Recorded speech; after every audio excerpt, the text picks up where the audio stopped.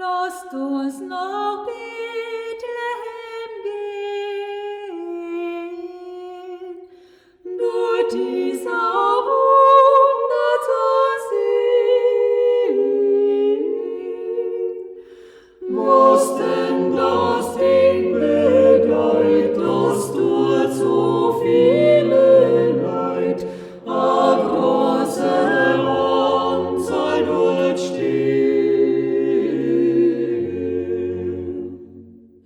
Jetzt haben wir's gehört und vernommen,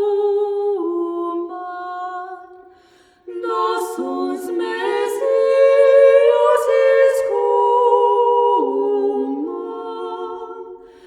Gar in einem schlechten Ort, in einem Stall liegt dort, hat sein Einke genommen.